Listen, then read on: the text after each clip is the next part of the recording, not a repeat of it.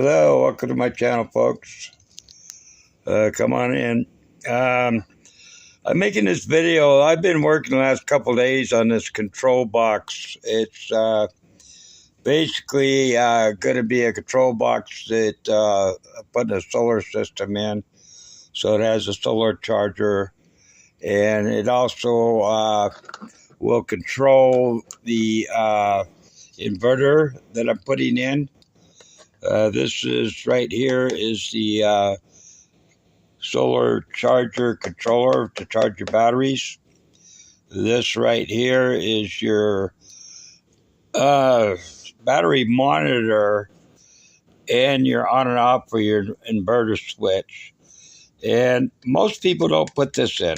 That's momentary switch rated at 50 amps. It doesn't need to be that big, but that's what I put in. And a lot of people don't know it, but like you have a battery, it explains the best way I can explain it is when you have a battery that's sitting in your car or just sitting out on the ground or on a bench somewhere, it goes dead. The same thing with caps. There's caps in a inverter that will eventually bleed off, and we're putting in a 1,000 watt inverter with a 2,000 peak. You want to put a 5 watt 50 ohm resistor is what I'm using on this switch here. And what that does, it stops from any high sparking, high amperage input. It's like stopping a shock of your electrical system. You probably only need to use that, the first time you go out on a trip. If you're using it every day, you don't really need to push it, but you press that button 3 to 5 seconds, and what it does is it slowly charges your caps up. That way you don't have an inrush in your inverter, and your inverter will last a lot longer. A lot of people don't know that. They don't put it in. They don't tell you about that. The other thing I've done is I got from Amazon, and I'm going to bring this up right here, these 5-gang switches. When I ordered this on Amazon, it said a 5-gang 20 amp switch. Well, guess what? When I got it in, I saw the wires on the behind it, and I said, oh my gosh, what's going on? Got the paperwork out and found out that there were only 4 amp switches for all 5, which equals 20 amps. So that was really a learning experience that, I ordered a 20 amp switches, thinking each switch is 20 amps. Well, I ripped all the wiring off of it, and they say if you individually wire the switch, each switch can be 8 amps, and you can only get a 7.5 amp fuse. So everything there is rated at 7.5 amps or lower on that switch. So beware if you go to Amazon and you order something, make sure you're aware of the actual amperage that each switch will do. It was quite a surprise to me ordering from Amazon, and the wiring size on that is I knew something wasn't right. Another thing from Amazon that I found was a problem is this 40 amp controller here. I ordered that. I got a 40 amp controller with the solar box for my solar panels, and the solar panel, the box that came with it, the controller did not work with lithium batteries. So I had to change out the controller. It was a 40 amp controller, and I put a 40 amp controller in. So beware if you're buying. I got the flexible 1,000 watt, the 2,500 watt solar panels. The wiring on that is a little underrated, if you ask me. Now, I know we talk about amperages. 12 gauge AWG, 12 AWG for 12 volt circuit will handle 20 amps.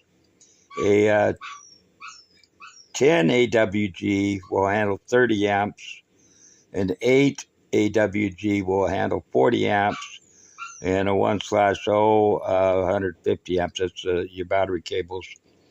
So that's how I sized everything. My switches, everything is sized by what it's running first, finding out what is requirement for what it's powering up. Any switches has to be within that range.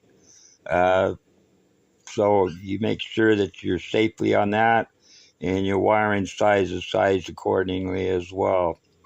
The other thing I have on here is I put in two 50 amp switches here. This is going to be a solar panel disconnect. Your red wire here off the controller goes up into this switch, and you're able to shut off the control on that.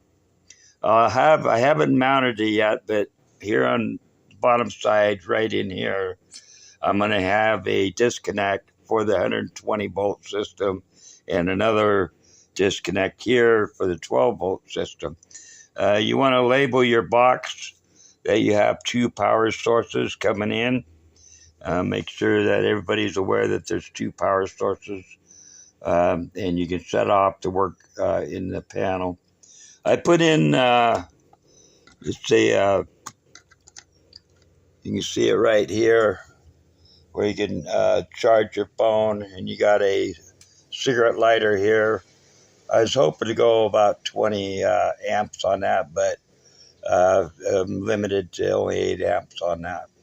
I also did the same over here on this side. I put that in there.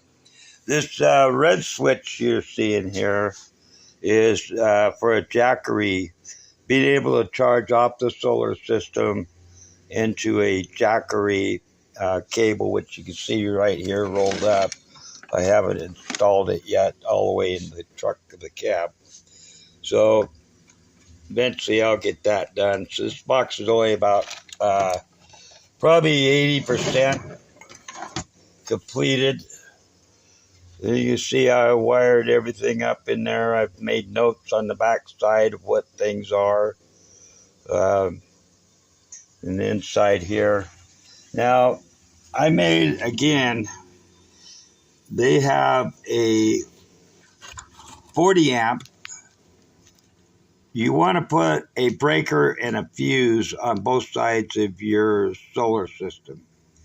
I presently got a 40 amp in there, but I'm going to change that to a 30 amp, which will handle 30 amps. And the reason for that is my wiring is a number 12 throughout most of the system. I won't be doing over 8 amps on that stuff. So I'm going to be changing that breaker out, and that's where the solar positive comes in, and it goes up into the controller switch and then into your controller. So I'm able to cut off the controller on the solar side. I used, these are 175 current rating on the buses. I used 2 of them. The one here on the bottom. I'm live feeding. I'm broadcasting. You're good. Sorry, folks. My sister's backing up there. And anyway, then I put a 150 amp bus bar right in here. And that's for all the small stuff that I've got in there. It's 12 gauge. And that's rated at 150 amp bus fuse. And then I put a fuse box in here, and I have probably overrated on this 80 amp breaker here. So if it draws or anything happens, 80 amps, it'll protect from there down to the battery. And I also have a 100 amp breaker on the battery itself, which is 100 amperes. So I'm protecting the breaker on one side and the breaking the other stuff. Hello, Midwest. Welcome on in. I'm just showing my control box that I've been building and the do's and don'ts and what to watch out for Amazon. That's what I've been doing. Anyway, moving on. If you notice, I didn't buy a connector. They have actually a connector that you can use. I'm just going to use a nut and a bolt.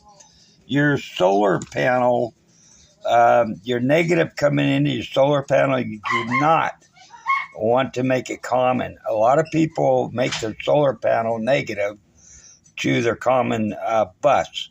You don't want to do that because you could end up with a problem where your bus becomes hot. So try not to make that mistake and do not connect both grounds. Your battery ground, you can see, is right here. It's going to go to the battery through the box. I haven't drilled it out yet. More work. And then your solar panel ground will be here. Your solar panel positive will come up into here. And like I said, up into your switch and up into your controller side. So you can see that I've got the solar side is protected right here on the incoming. Now the outgoing, I've got a little right here, just a fuse holder here. I haven't put the fuse in there yet, but that's going to be a 30 amp fuse, as well as I'm going to change that breaker to a 30 amp breaker. So when you guys are ordering from Amazon, beware. The solar panels I got, like I say, 1,000 watt solar panel, but the wiring is not up to snuff, if you ask me. Sometimes you order this stuff from China, it's not what they're saying it is. So be very careful when you're ordering stuff from Amazon, that you make sure that your wire sizes and what your switch sizes and what everything else that you're ordering makes the demands for it. But anyway, I just wanted to share some do's and don'ts about building a control panel. It's very, very important that you pay attention to what you're going to power up, how many amps. From that base, you go into a little bit over, a little bit in wire size to protect your wiring. Make sure you fuse that, so you got it fused all the way to your end use, using the proper wire, proper fuses. The National Electrical Code, you can Google it for your 12 gauge, 10, 8, whatever gauge wiring you're doing. You can Google it by saying, what is 12 AWG amperage? And Google will actually tell you. It's from the National Electrical Code book. Anyway, guys, this is what I've been doing, is busy building this. I put this string on here. This box is going to be vertical like this. So that string I put on there kind of helps keep that lid from falling all the way down. I put some, all my negatives are all running on one side here. And I got all my positives here. These are both two positive feeds here are running into here. So I kind of separated, everything separated the best I can. I got maybe one or two places, like right here, where I've had to have a black wire come over, but I'm holding it up off of this wire here, so it's not touching it. I try to separate all my reds and my blacks, keeping all the negatives on one side of the box and all the positives over here on this side of the box. But anyway, I just want to kind of share that, guys. I know I haven't been on, but I've been working in progress. We did get the camper done. It is, we don't have the shelves in it, but there's actually shelves that go in here, and this is a board here that goes all the way across to make this a full bunk. Of course, you saw in my last video, I got the roll-out door under there. But anyway, we're supposed to get the camper tomorrow, topper, and they're going to have a rack on it. So we can mount that solar system up on top of the camper when we get it back.